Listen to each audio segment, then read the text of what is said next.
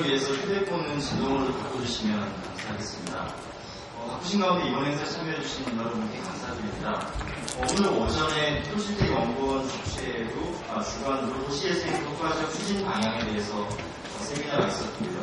지금부터는 도시재생 지원기금 활동 세미나의 두 번째 순서입니다. 건축문화 기반 도시재생 전략 세션을 시작하도록 하겠습니다. 본 세션은 도시재생 지원기구인 건축도시공간연구소의 주관으로 진행됩니다. 현재 도시재생 특별법에 근거해서 도시재생 선도지역 지정을 위한 절차가 진행 중입니다. 도시재생 선도지역은 도시경제 기반형과 근린재생형으로 나눠지게 되는데요. 특히 이번 세션에서는 근린재생형 도시재생 방식에 대한 특법에서 소규모 건축사업과 유휴공간을 활용한 점진적인 재생사업을 통해서 생활재생 기반을 조성하는 방안에 대해 논의하고자 합니다. 우선 수정연구위원회에서 건축문화 기반의 도시재생을 위한 새로운 제도의 활용이라는 주제로 건축문화 기반 및 근린재생 개념과 가로주택 정비사업, 특별건축구역, 건축특정 등 새로운 제도를 활용한 근린재생 방식에 대해서 발표해 주시겠습니다. 다음으로 신경미 구연위원회에서 지역의 건축문화 자산을 활용한 도시재생이라는 주제로 해외 사례들을 중심으로 건축문화 자산을 활용한 도시재생 전략과 이를 위한 새로운 법령 제정의 방향에 대해서 발표해 주시겠습니다. 주제 발표가 끝난 다음에는 지금 조금 늦으신다고 연락을 받았는데요. 한양대학교 구자원 교수님께서 지금 앞에 보시는 대통령 토론자와 함께 토론을 진행해 주시겠습니다. 그럼 먼저 건축도시공간연구소 서수영 연구위원께서 첫 번째 발제를 해주시겠습니다.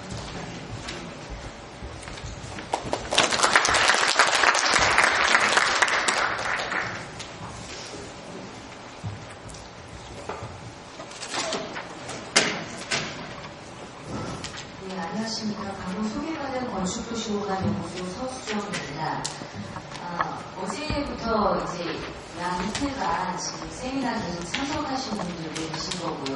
오늘 처음 오신 분도 계실 거고, 이제 7년 동안 도시재생 사업단에서 진행했던 연구 결과들을 어저께 들으셨을 겁니다. 그래서 이 부분 조금 놓치는 부분도 있을 수도 있습니다. 근데 저희 연구소가 이제 설명드리는 부분은 이 도시재생의 전체적인 부분들을 다 설명을 드린다기보다 저희 연구소가 이제 특징적으로 가지고 있는 건축 관련한 문화 기반의 도시재생 사업을 어떻게 진행할 수 있을 것인가에 대해서 좀 집중적으로 설명을 드리고자 합니다. 그리고 특히 이제 도시재생 사업은 지금 아마 와 계신 분들이 많은 분들 중에 이제 지자체에서 선도지역 공모원을 준비하고 계신 분들, 그다음에 사업 구상서를 작성하고 계신 분들 이렇게 여러분들 오셨을 것 같은데요. 이제 도시재생 사업은 프로그램 사업과 물리적인 기반 사업 그리고 주민의 어떤 자활 기반 활력 같은 것들을 증진시키기 위한 여러 가지 사업들을 복합적으로 추진하는 사업들입니다. 근데 이 사업이 정부가 지원하는 4년 안에 끝날 수 없는 사업이고 향후 이제 10년 이상 가야 되는 사업입니다. 그리고 결국에는 이렇게 특히나 저희 연구소에서 오늘 발제해드리고자 하는 근린재생 중심의 도시재생 사업 같은 경우는 나중에는 개별 건축 행위들, 주민들이 참여하는 직접적으로 주도하는 개별 건축 행위들과 직접적인 관련이 있습니다. 그래서 개별 건축 행위에 영향을 받는 여러 가지 요소들에 대해서 최근 3년 동안 여러 가지 새로운 제도와 법들이 이제 만들어졌습니다.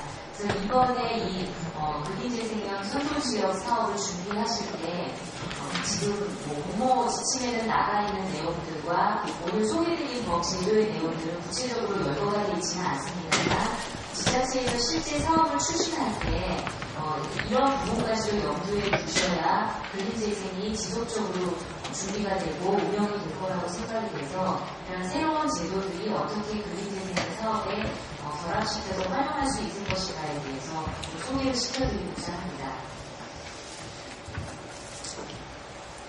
건축문화 기반의 근린재생이라고 저희 나름대로 이름을 붙여보았는데요.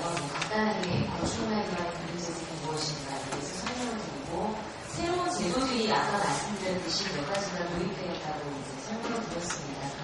그 제도의 내용과 특성들을 설명을 드리고 이 제도들을 어떻게 연계를 할 수 있을 것인가를 설명을 드리고자 합니다.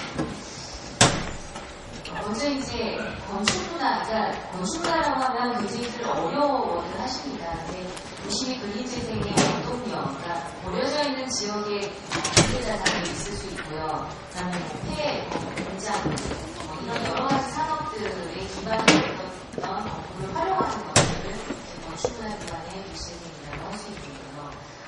이런 것들을 통해서 근린재생 같은 경우는 뭐 다들 아시다시피 과거의 물리적인 정비 중심에서 소규모의 정신적인 정비에 통합적 재생으로 패러다임이 전환이 있습니다.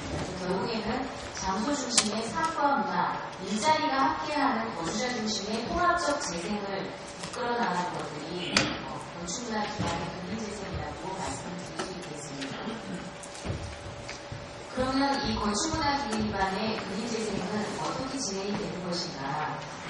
정치적이라고 말씀을 드렸듯이 전체적인 장소는 있지만 그 안에 개별적인 건축물, 소규모 자투리 공간 이런 것들을 개별 어떻게 활용할 것인가에 대한 프로그램을 기획하고 그 안에 있는 물리적인 환경들을 같이 정비하면서 이게 정신적으로 확산이 돼서 결국에는 몇 단위의 근린재생 사업 구역 단위로 확장되어가는 그런 모습들이 건축문화 기반의 근린재생의 기본이라고 할 수 있겠습니다.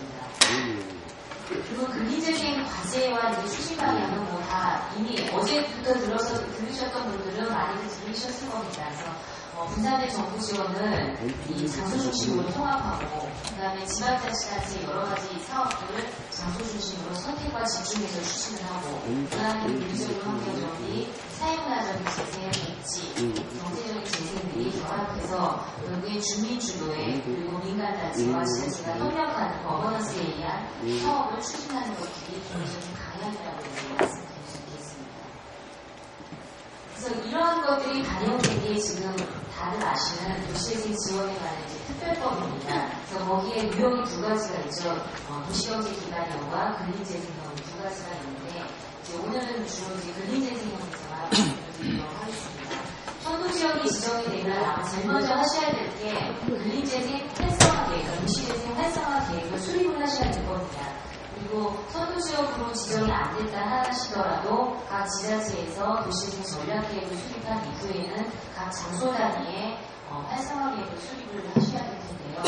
결국에 이 활성화 계획이라는 것은 이제 주문 생산 방식이라는 표현을 썼습니다. 제가 주문 생산 방식의 도시재생 수단이라고 이제 할 수가 있겠고요.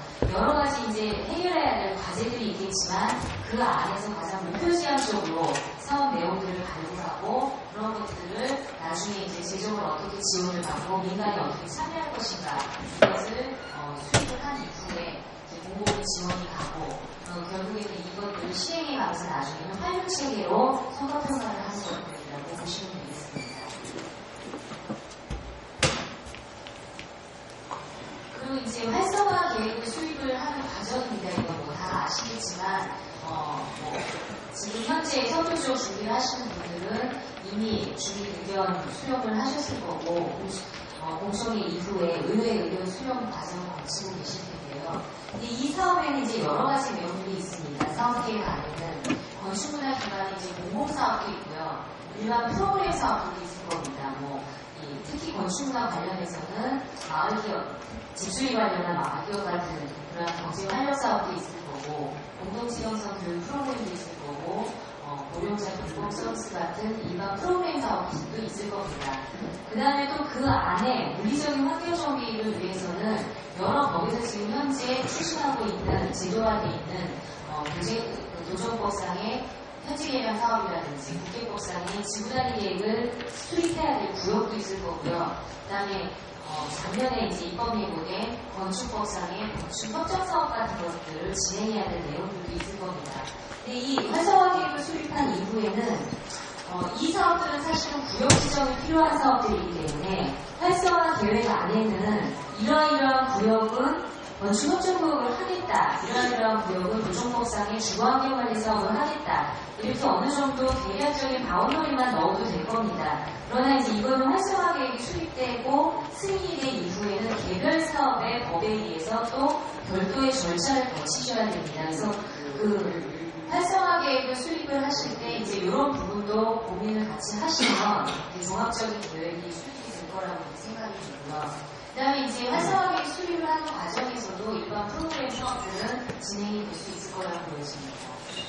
이거는 그 체계에 의한 주체들의 역할들입니다. 이건 너무 어제 많이 들으셨을 것 같아서 그러면 이제 이러한 새로운 제도들이 어떤 것들이 있는지 보면은 최근 몇 년 동안 많이 생겼습니다. 이제 노정법이 개정이 되면서 뉴타운 사업들이 많이 문제가 됐었고 해서 단독주택 재건축 사업이 없어지면서 가로주택 정비 사업이 도입됐습니다.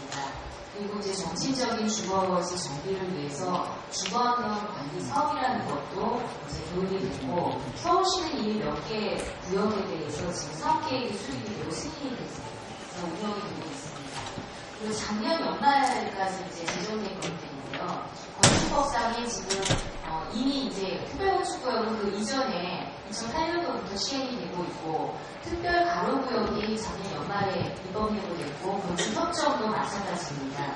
그리고 지금 국회에 올라가 있는 것 중에 하나가 주택관리지원센터라는 게 들어가 있습니다. 예를 들면 두꺼비 하우징이라든지 서울의 동네목수 같은 그러한 사업들을 지원할 수 있는 공공의 지원센터를 얘기를 하는 겁니다. 그래서 주택관리지원센터가 지금 개정 예정이 있고요. 그다음에 이제 이미 좀 오래전에 도입됐던 경관협정제도, 경관 사업 같은 것들을 이 사업에서 활용을 할 수가 있습니다.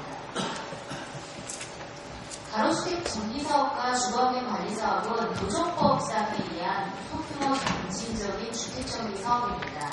가로주택 정비 사업은 기존에 이제 도정법에 의해서 사업을 추진하려면 정비계획 수립을 해야 되는데 이 가로주택 정비 사업은 정비계획 수립이 없어도 됩니다. 그래서 도시재생 활성화 계획 안에 이런 구역이 필요한 구역에 대해서는 주민 협의를 거쳐서 여기 가로주택 정비 사업을 합시다라고 하면 정비계획 수립이 별도로 필요 없기 때문에 이 바운더리 안에서는 가로수택 정비 사업을 하면 된다 하고 정해놓으시면 됩니다. 그래서 이건 종전가구 유지가 필요한 그런 주거지에 적용할 수 있는 거고요. 여기 공공지역이 보존한 유자지들이 있습니다. 이 가로수택 정비 사업을 적용을 했을 경우에는 건폐율이나 대제한의 공지, 건축물의 높이 제한 이런 것들을 완화 조항이 있습니다. 이제 이 완화 조항을 넣었던 이유는 뭐냐면 기존의 노후 주거지는 사실 적도 조건이라든지 도로 여건들이 개별 건축 행위를 할 수 없는 그런 상황들이 많이 있습니다. 그렇다고 이걸 완화를 해주면 주거환경이 다세대에 가가고 건축 행위 했을 때처럼 열악해지는 것 아니냐라고 많은 분들이 의문을 가질 거예요. 이건 뭐냐면 전제 조건이 협의를 해서 가로주택 정비사업이라는 공공성을 기여를 하면서 필지 여건이나 이런 것들 때문에 정신적인 주거지 정비가 어려운 지역에 주변의 여건들을 훼손하지 않으면서도 개별 필지 행위들을 좀 조합 단위로 진행하고자 하는 그런 구역에 적용할 수 있는 유용한 수단입니다. 이런 것들을 좀 검토를 하실 수 있고요. 주거환경 관리 사업은 말 그대로 마을 만들기 사업을 제도화했다라고 보시면 되겠습니다. 그래서 가로수택 정비 사업의 효과는 이제 주민 부담금을 좀 감소하면서 커뮤니티를 유지를 하고 정신적인 주거지 정비를 할 수 있다는 점이고요. 주거환경 관리 사업은 조금 더 공공적인 영역이 강조된 그런 사업이라고 보시면 되겠습니다. 이건 서울시에서 이미 이제 완료됐던 이제 주거환경 관리 사업의 대표적인 케이스입니다. 이 주거환경 관리 사업은 주민 중심의 맞춤형 정비 계획을 수립할 수 있다는 거, 계획 수립 단계부터. 그래서 그런 점에서 이 도시재생 활성화 사업과 연계를 했을 때 굉장히 효과적인 수단이라고 지금 볼 수가 있습니다. 그리고 새롭게 같이 도입됐던 게 이제 가로수택 정비 사업인데 아까도 말씀드렸듯이 이러한 이제 이거는 어느 정도 정형화된 주거지에 적용 가능한 겁니다. 이제 70년대 후반에서 80년대 초반까지 구획정비 사업으로 지정된 노후 주거지들이 많이 있을 겁니다. 특히 이제 지방도시 가면 대구가 정말 철거적 개발 안 된 이런 노후 주거지들이 많이 있습니다. 그래서 이런 통계자료를 저희가 분석을 해보면 수도권 이남 지역의 전체 주거지 면적의 절반 이상이 이런 주거지역인 것으로 지금 나타나고 있기 때문에 지금 선도 지역 준비하고 계신 그러한 지역도 이런 주거지가 많은 것이라고 보여집니다. 이러한 정형화된 지역의 기반시설, 도로 확보 없이 이렇게 주택 정비가 가능한 그러한 제도들입니다. 아까 말씀드렸듯이 ESG 건축법 완화 특례 조항인데 특히 이런 것들을 가로 활성화를 위해서 1층에 대지하는 공지라든지 이런 것들에 대한 완화 조항이 있습니다. 그리고 주택법상의 특례조항, 이제 주택법의 부대공인 시설 설치 기준이 굉장히 좀 경직되게 돼 있고, 이러한 소규모 주택사업에서는 어느 정도의 부대공인 시설이 필요함에도 불구하고 관리사무소 정도만 들어가게 돼 있습니다. 그렇기 때문에 이런 것들을 주민이 필요로 하는 시설들을 좀 설치를 하고, 이거에 대해서 공공이 지자체로 지원해주는 방안들이 들어가 있습니다. 예를 들면 이렇게 되면 이게 하나의 가로구역단이라고 하면 이런 게 정신적으로 이제 진행이 되면 전체적으로 이런 그 주거지가 변하지 않고 개선이 될 수 있는 그런 장점들이 있습니다.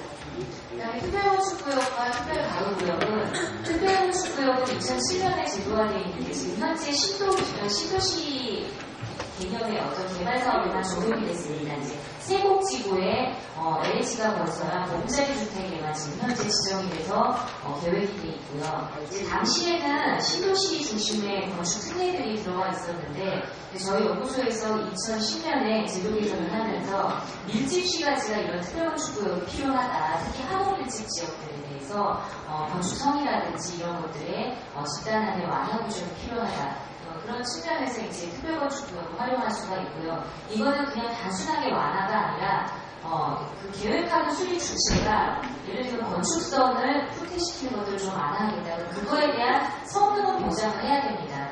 대체적인 대체안이 있어야지만 완화점은 그 계획 수립권자가 선택을 해서 건축법을 완화할 수 있는 그런 규정들입니다. 그런 측면에서 좀 유연한 제도라고 이제 할 수가 있고요. 그래서 지역 특성을 보존하면서 구역 특성에 맞는 맞춤형 관리를 할 수 있다라는 그런 장점이 있어서 이 도시재생 활성화 계획의 유용한 수단이라고 이제 할 수가 있겠습니다. 이렇게 한옥 같은 경우는 청화성 같은 경우 그냥 일반 건축법을 적용했을 경우에 한옥의 청화성까지가 다 법규에 산입이 돼서 건축 행위 자체가 이제 기성 주거지 안에는 적용하기 어려운 부분들이 있습니다. 그래서 근데 이런 것들을 성능을 보존하면서 몇 가지 특례를 적용을 하면 기성 시가지 안에서도 이런 문화자산이라든지 보존을 할 수가 있습니다. 이것도 이제 이거는 2014년에 시행될 예정입니다. 하반기에 특별 가로구역 지정입니다. 그 특례 조항들이나 운영 방식들은 특별 건축구역과 유사합니다. 근데 아마 지방 중소도시들은 아마 심각하게 다 알고 계실 텐데요. 이제 상업가로라든지 이런 데 보면 상업 지역으로 돼 있지만 그 간선가로에만 상업이 돼 있고 뒤쪽 이면블록이나 주거지를 남아있는 데도 많이 있을 겁니다. 서울시 같은 경우도 마찬가지고, 또 이제 그러다 보니까 필지 규모는 작고 그다음에 가로 특성에 따라 다 다른데 용도지역을 지정을 해놓고 나면 그 가로가 좁거나 넓거나 상관없이 건축법에 의한 행위들은 다 똑같이 적용을 받습니다.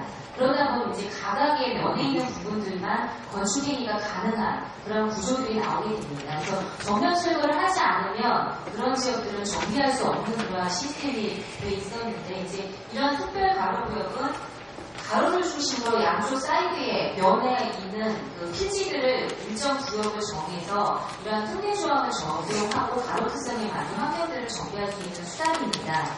근데 이거는 지금 현행법에는 이관지구로 지정되어 있는 그 지역에만 특별가로구역은 적용을 할 수 있도록 현행법에는 되어 있습니다. 그래서 뭐 예를 들면 이제 이렇게 가로의 면에 있는 요만큼을 특별가로구역으로 지정을 하고 특별가로구역에 대한 건축형이라든지 통합계획을 할 수 있는 근거들을 마련을 하고 있습니다. 시뮬레이션을 해보면 있었고요. 또 이제 새로운 제도로 앞으로 이제 도시재생 활성화 사업에 적극적으로 활용할 수 있는 방안 중에 하나가 경관협정 사업이고 주협정입니다.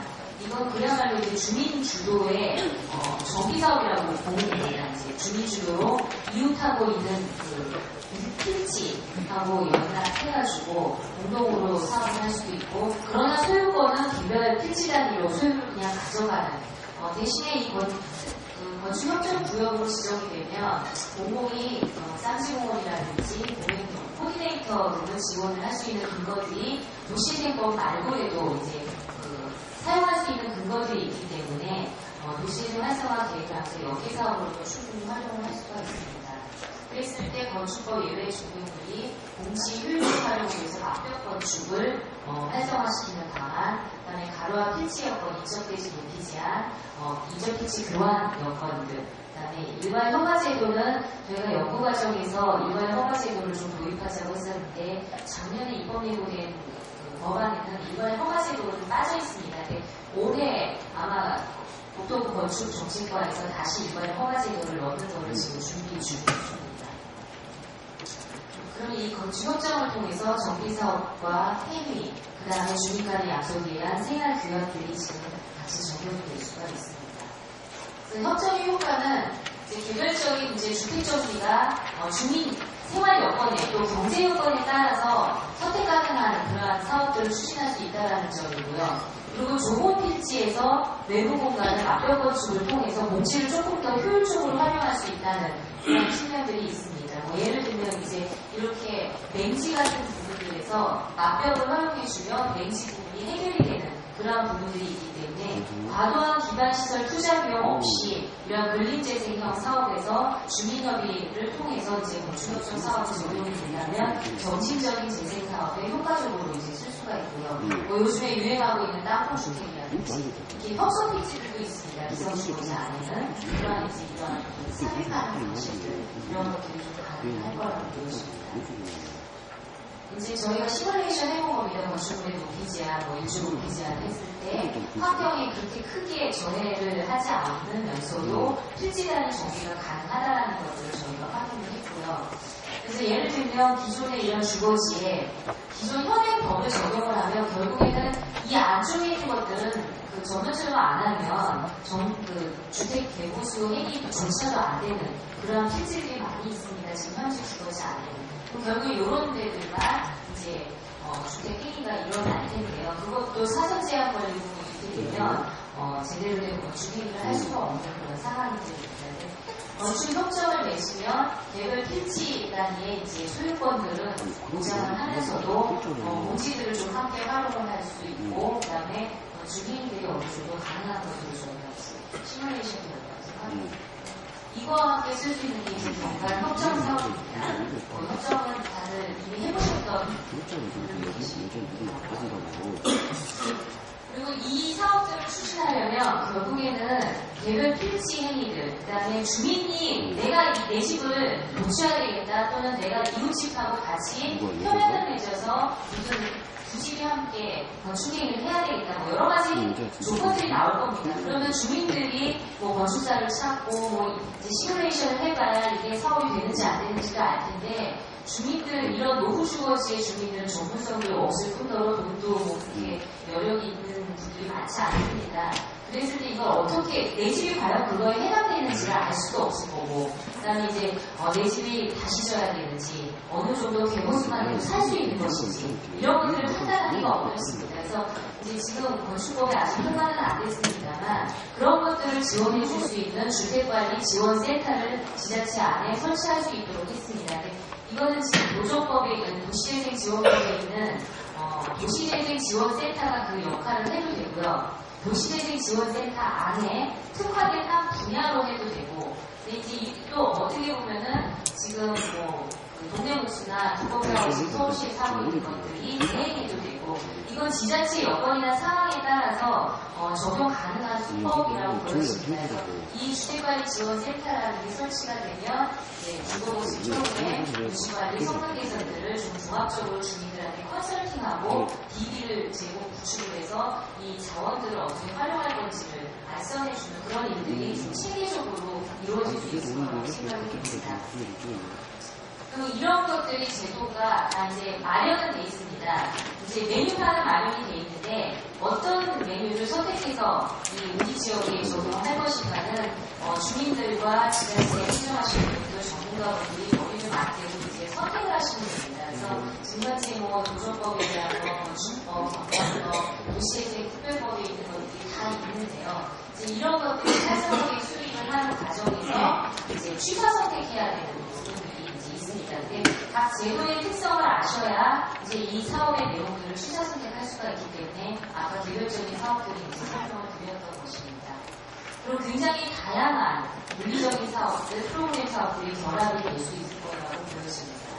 그럼 이제 이러한 그 제도는 어떻게 보면 물리적인 기반, 토대를 만드는 거라고 하면 이러한 토대는 항상 전제가 되는 게 여러 가지 프로그램과 결합이 돼야지만 이 물리적인 사업들이 같이 갈 수가 있습니다. 그래서 그거에 대한 관련 정책 사업들을 보시면 이제 주거복지 사업과 연계하는 바만, 자산과 연계하는 바만 여러 가지 수단들이 있습니다. 주거복지 사업은 아마 이제 도시재생 선도 지역에서도 많이들 관심을 가지고 계실 텐데요. 예를 들면 저희 연구소에서 작년에 이제 조사를 한 거 보면 빈집이 이게 이제 그 부산에 있는 어느 구에 있는 빈집들입니다. 빈집들이 그 밀집되어 있는 데를 보면 이제 모형가구가 많이 거주하고 있고요. 저소득층 밀집구역에 이런 빈집들이 많이 있습니다. 그럼 이제 프로그램을 만드실 때 이러한 빈집들을 활용을 해서 장수마을에서 이미 하고 있는 사업들입니다. 토지 소유주와 세입자를 연결하는 주택 대호수 사업 이런 것들을 연결을 하실 수도 있고요. 일부는 본가 같은 경우는 공폐가 같은 경우는 지자체가 도시 선도 지역을 선정이 되면 그 비용으로 매입을 해서 순환형 그 임대주택으로 활용을 해도 되고 커뮤니티 센터 등으로 활용을 해도 될 거라고 보여집니다. 그리고 이제 제 다음 발제 때 이제 자세히 설명을 드리실 텐데 문화자산도 상당히 많이 있습니다. 이 문화자산을 지역문화 복지공간으로 활용할 수 있습니다. 오른편에 있는 건 저희 연구소에서 매년 수행하는 한옥 전수조사입니다. 이제 그 문화재로 등록되어 있는 한옥 말고 도시형 한옥을 조사를 해봤더니 굉장히 많은 대구의 한 구인데요. 상당히 많은 수의 한옥들이 보여지고 있고 저희가 등급을 나눠봤더니 보존해야 되는 A등급에서 이건 뭐 철거해도 되는 C등급 정도까지 나올 수 있습니다. 이런 것들이 분포 현황을 보면 이제 과거에는 이런 것들을 모르고 구역 지정을 막 했죠. 재개발구역. 그래서 이런 가치들이 그냥 다 없어져 버렸습니다. 근데 이 도시재생 사업의 이제 근린재생 유형에는 이런 가치들을 좀 활용을 해서 쓰자라는 측면입니다. 그래서 이런 부분들을 연결해서 활용을 할 수가 있을 거고요. 그 다음에 이제 일자리 창출에 관련된 건데 이건 아마 선도지역 지금 공모 준비하는 분들도 좀 찾고 팁으로 좀 드리려고 설명을 드렸는데 예를 들면 일자리 창출도 이건 저희가 이제 건축문화 기반에 관련된 일자리 창출만 이제 설명을 드린 겁니다. 공공주도형 일자리 창출이 있고요. 민간이 스스로 하는 두꺼비하우스 같은 게 있을 거고요. 그 다음에 주민 자력형 일자리 창출이 여러 가지 결들이 있을 겁니다. 집주기 사업에서부터 그 다음에 이제 협동조합 주택도 요즘에 많이들 관심들이 높아지고 있습니다. 서울의 모 구에는 이제 주민들이 모아서 협동조합 주택을 만들기 위한 소통이 원활한 주민만을 위한 회사도 자회사로 만들어서 운영을 하고 있고요. 그 동네에서 그 여러 가지 기술을 갖고 계신 분들이 동네 목수로 활용을 하기도 하고 그런 것들이 이제 일자리 창출에 기여할 수 있는 이제 근린재생 사업에서 관련된 일자리 창출 사업입니다. 그래서 그런 것들을 아까 말씀드렸던 주택관리지원센터에서 지원을 해주는 역할을 할 수 있고요. 이 도시재생이라는 것들, 특히 근린재생은 보시다시피 그런 골목경제라든지 소규모 건설업, 지금 많이 없어졌습니다. 소규모 건설업이.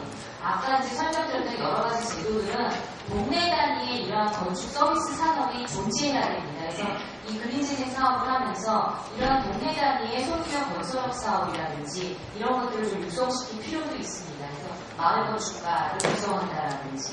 그래서 이 사업들은 굉장히 여러 업종들이 결합될 수 있는 사업들이기 때문에 지금 이제 창조적 일자리를 창출할 수 있는 그런 사업이라고 보시고요. 아까 설명드렸던 그 물리적인 기반을 통해서 일부는 이제 사회문화복지 네트워크로서의 기반을 만들 수 있는 거고. 이건 보면 이제 그랬을 때 도시재생 선도 사업을 추진을 할 때 여러 가지 프로그램들이 있는 텐데 목표를 설정해서 활성화 계획을 도출하는 과정에서 다 적용을 할 수가 없으니까 몇 년 안에 이 사업을 다 할 수가 없으니까 문제 해결을 위한 몇 가지를 취사 선택할 때 이러한 지도들을 활용을 하자라는 측면입니다. 이제 그러면은 뭐 다 아시다시피 이 사업을 준비를 하실 때 가장 중요한 게 거버넌스에 기반한 의사결정 방식을 어떻게 우리 지자체가 마련을 할 것인가 이 부분이 이제 상당히 중요하다고 생각이 듭니다. 그래서 다양한 이해관계자의 협의, 그다음에 합의형성에 의한 의사결정 시스템, 그리고 개방된 이제 의사소통 툴, 뭐 이런 것들이 이 사업을 추진하면서 이제 지자체 중심으로, 주민 중심으로 함께 고민해가야 될 내용이라고 보여집니다. 그리고 이미 이제 법안에 도시재생 지원 기구를 지정을 했습니다. LH, 국토연구원, 저희 연구소 이렇게 세 개라는 지역이 있기 때문에 이제 도시재생 지원 기구가 지자체에서 하는 그런 사업들에 대해서 어느 정도 지원이 가능한 거라고 보여집니다. 그리고 지자체에서도 이제 저희한테 공모를 한 다음에 여러 지자체에서 질문을 많이 하는데요. 한 번에 지금 모든 것들을 다 담으려고 하는 이제 분들이 많이 계세요. 그래서 선택과 집중을 좀 해보자라는 거죠. 근데 가장 이제 근린재생에서는 중요한 게 사람과 사회적 프로그램 중심이 이제 우선시 돼야 되는 부분이고요. 어느 정도 이제 경제 원리에 의해서 선택과 집중적인 지원이 가능한 이제 그런 부분들이 있습니다. 그래서 이런 것들을 좀 선별해서 계획 수립하고 향후에 근린재생형 주관 도시 사업을 진행할 때 참고를 하시면 될 것 같습니다. 네, 감사합니다. 다음 발제로 진행하겠습니다. 다음 발제는 건축도시공단 연구소의 신경미 부연구위원께서 나눠주시겠습니다.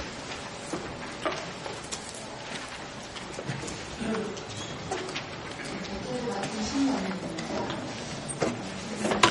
사업부님이 여러 가지 활용 가능한 수단들을 말씀해 주셨는데요. 그 가운데에서 지역의 건축 문화 사업을 활용한 기기 때문에 풍경을 맞춰서 어제 오늘도 다른 분에서 많은 해외 사례들을 소개한 걸로 알고 있는데요. 겹치는 사례가 있을 수 있는데 건축만 잠깐 활용에 초점 맞춘 사례를 몇 가지 소개해드리고 재생특별법이 만들어졌는데 무슨 또 제도적 기반이나 계략을 하신 것 같은데요. 이거랑 관련돼서 새롭게 추진되고 있는 법이 있어서 그 법안을 간단하게 소개를 해드리려고 합니다. 먼저 재생 사례는 제가 한 4가지 소개해드릴까 하는데요. 앞에 2가지는 지금 재생 특별법과 같은 시스템으로 기본 계획 같은 거 마스터플랜 수립하고 사업을 추진해서 성과를 이룬 사례라고 할 수 있고요. 뒤쪽의 2가지 사례는 조금 이런 제도적인 시스템과 다르게 진행된 사업 2가지를 소개를 해드리려고 합니다. 먼저 더블린의 템플바 사례입니다.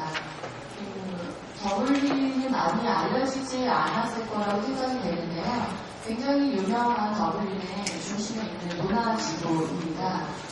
오래전부터 이런 산업이 성장했던 지역이라서 역사 문화지도로 지정되어 있는데 5, 60년대 다른 데와 마찬가지로 전통 산업이 쇠퇴하면서 좀 침체기를 거치다가 재생 사업을 통해서 굉장히 활성화된 그런 지역입니다. 더블린 이 템플바 지구의 재생 사업은 여느 유럽 사례와 마찬가지로 굉장히 오래 프로세스를 거치고 있는데요. 그 지역 자체의 개발 사업은 바로 이렇게 역사 문화를 보존하는 사업으로 이어진 건 아니고 초기에는 여기도 마찬가지로 버스 회사에서 교통센터를 지역의 역사 구조와 전혀 무관하게 교통센터를 설립하는 것으로부터 시작이 되었습니다. 1단계는 이런 어떤 개발 사업에 시민단체라고 하는 내셔널 트러스트에서 반대가 생기면서 시작이 됐고요. 여기서 이제 가장 주목해야 될 거는 그런 와중에 이게 1, 2년 사이에 변하는 건 아니에요. 연도를 보시면 10년 단위로 벌어진 행위인데 그런 와중에 지역의 어떤 이런 특성을 살리면서 지켜나가자고 하는 템플바 디벨로먼트 카운시라고 하는 템플 발전 협의회가 설립이 되었습니다. 이것이 이제 단초가 돼서 이 지역이 현재의 어떤 문화식으로 이제 성장을 하게 됩니다. 다음 단계를 이제 시의회에서 이제 템플바 액션 플랜이라는 걸 수립을 하는데요.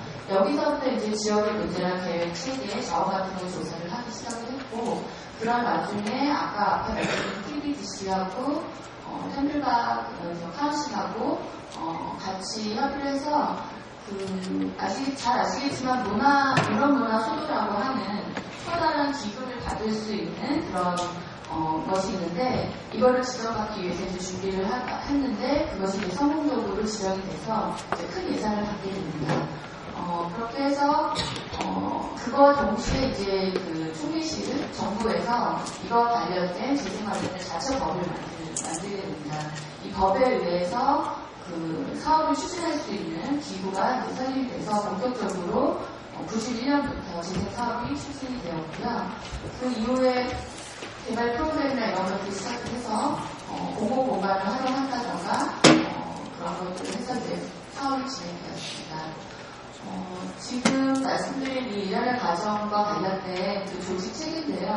그래서 맨 첫 번째 단계에서 가장 주목한 건 아까 말씀드린 것처럼 주민과 상인이 그 중심이 돼서 이루어진 협의체가 기초가 돼서 주도적으로 이제 정부가 재원을 마련하는데 여러 가지 충격을 기울이면서 합의가 됐고 여기서 그 TBDC에서 중점적으로 하는 그 지역의 도시 형태와 자원을 활용하자고 하는 그 안이 받아들여지면서 이것이 이제 추진이 된 것이 가장 주목할 사항으로 보시면 되겠습니다.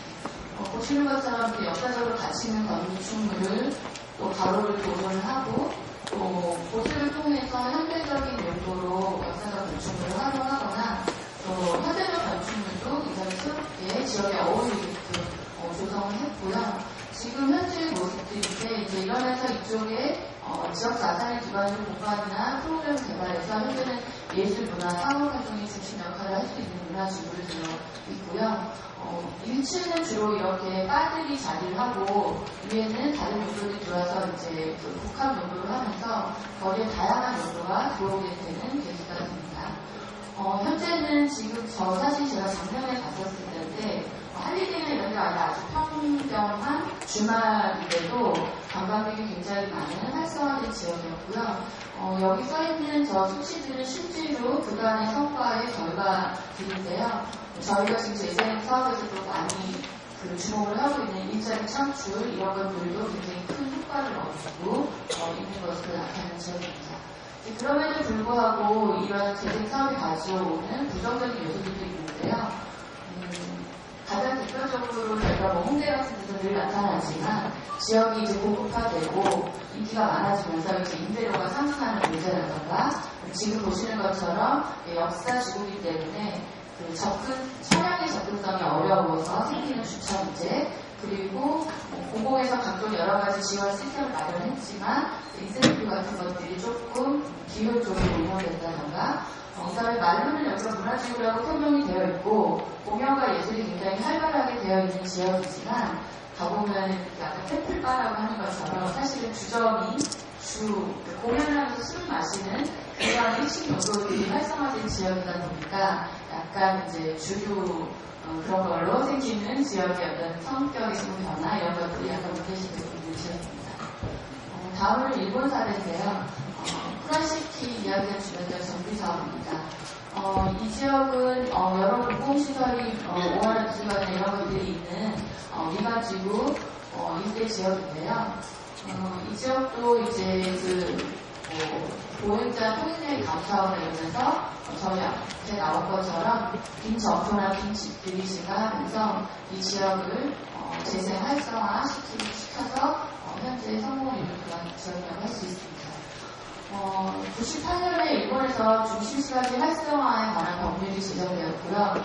이 쿠라시키는 이 법에 근거해서 중심시가지 활성화 기본 계획을 지역을 활성화시키기 위해서 이제 2010년에 수립을 하게 됩니다.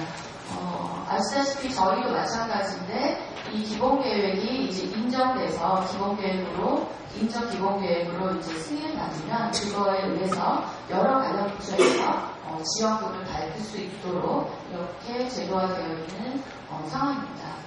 쿠라시키의 중심시가지 활성화 기본계획 목표는 저렇게 세 가지인데요.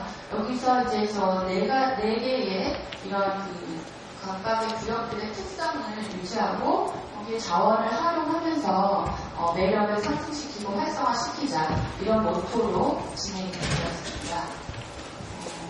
그 활성화 기본계획에 담겨있는 대표적인 6가지 사업인데요. 그 그 중에서 이제 저희가 물리적인 어떤 건축물을 재정비해서 활용한 두 번째 그 사업 내용을 소개시켜 드리려고 합니다.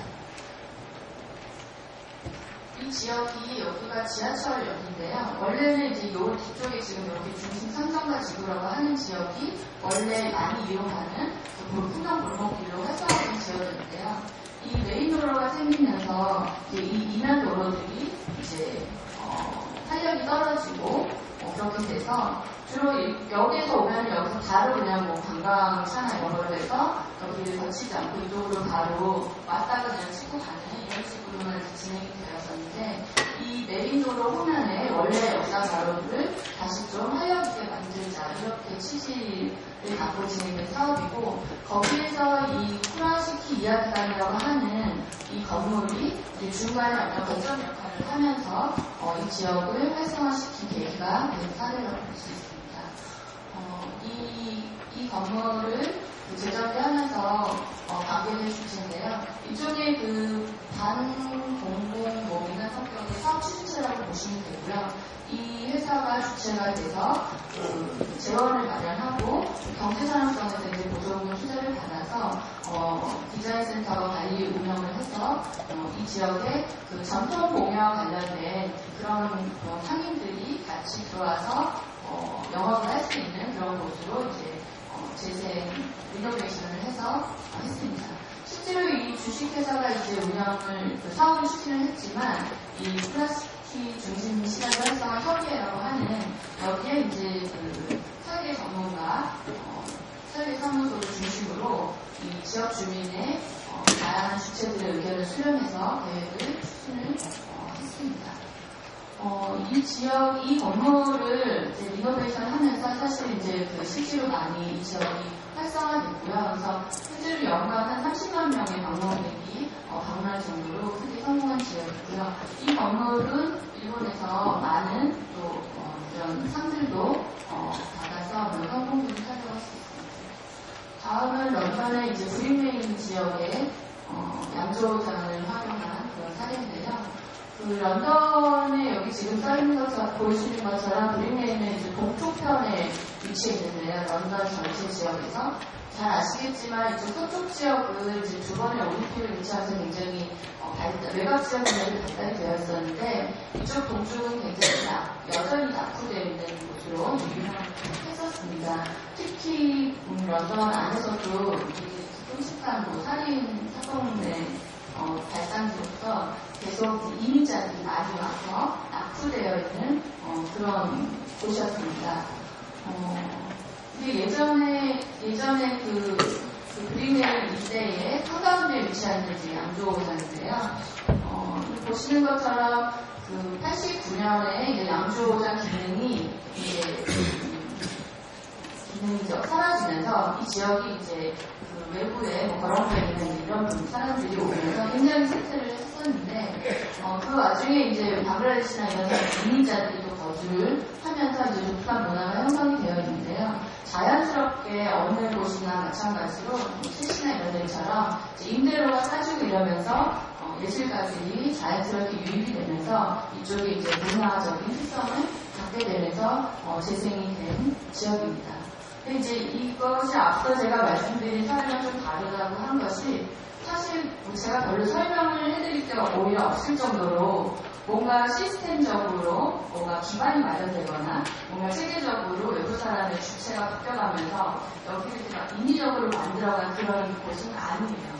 그래서 아마 그리고 가장 최근에 좀 변화가 진행이 된 곳이어서 많이 알려지진 않았는데 제가 이제 여기서 주목하고 싶은 거는 저희가 사실은 도시 계획을 하고 이런 재생 사업을 하고 정부나 공공에서 전략적으로 뭔가를 만들고 하지만 그런 것이 없이도 이 예술가들이 들어오면서 또 그 여러 주체들이 생기면서 이 지역에 문제들이 생겼는데 그걸 어떤 시스템은 없었지만 여기에 다양한 예술가들이나 원래 지역 주민이나 그리고 정부가 어쨌든 역할을 해서 이 지역을 어떻게 만들어갈 건가를 대화를 통해서 합의를 이끌어냈고 거기서 나온 이제 결론이 문화예술 중심지로 만들자.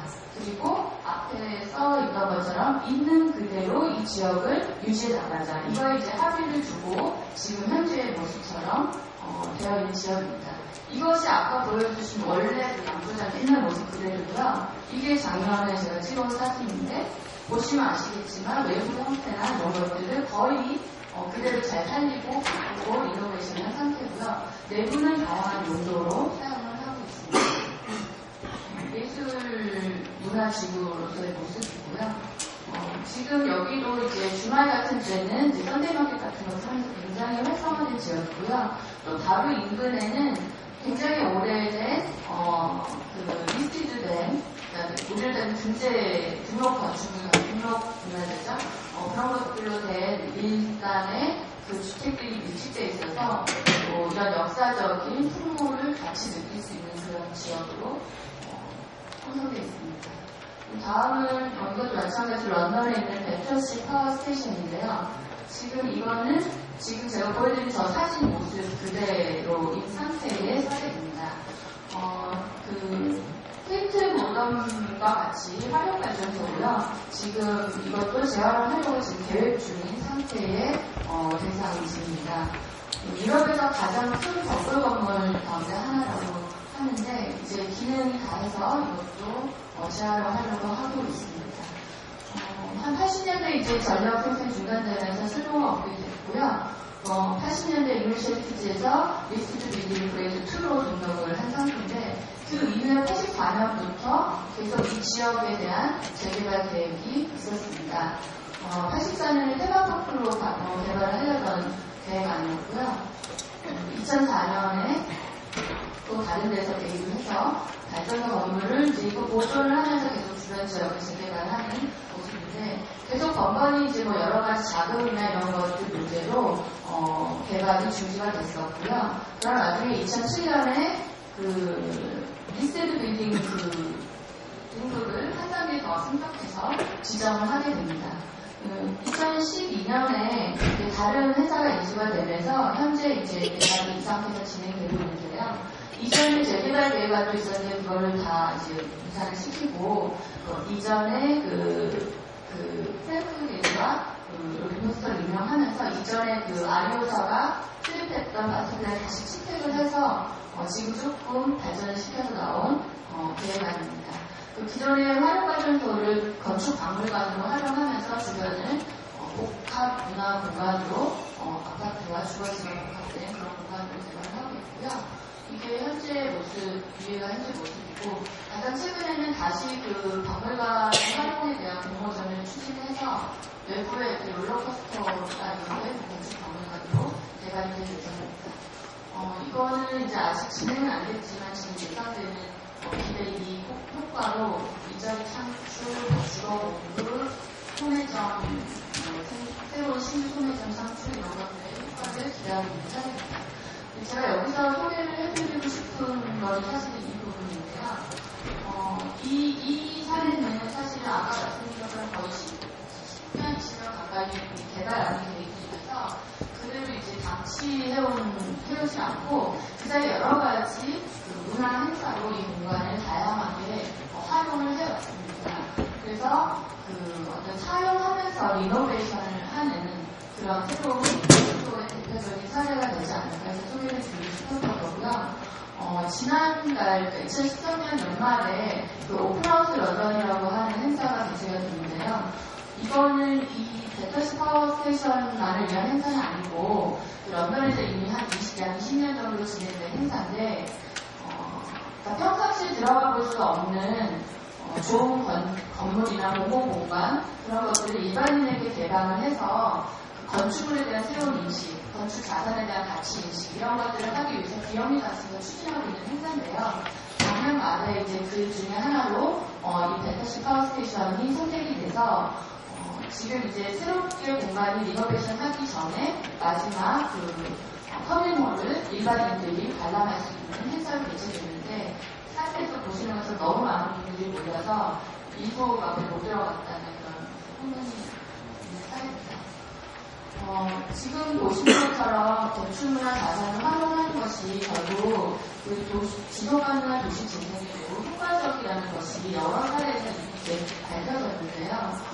지역 특성을 유지하거나 형성하고 새로운 공간을 창출할 때는 물론 다양한 창조적인 공간이 나오지만 지역 자산 또 오래된 건축물로 인해서 우리가 기대할 수 없었던 새로운 공간이 만들어진다던가 또 다른 경제적인 효과, 지역 고유의 문화가 형성되고 유지되는 그런 여러 가지 효과가 나타나고 있습니다. 이런 것들을 할 때 제가 3가지 정도로 건축문화 활용을 하는 도시의 제가 3가지를 뽑아봤는데요. 첫 번째는 이제 지역의 자산이나 특수한 전제력의 활용이 진행이 돼야 된다는 건데, 이걸 하기 위해서 사실은 지역의 건축 자산이라고 하는 것이 어떤 것이고 또 어디에 얼마나 있는지 조사가 돼야 된다는 것입니다. 그리고 그거를 모든 사람은 아니지만 사회 전반적으로 그 가치에 대한 인식이 공유되어야 진행될 수 있다는 거고요. 두 번째는 무엇보다도 공공의 역할이 매우 중요할 수밖에 없다는 점입니다.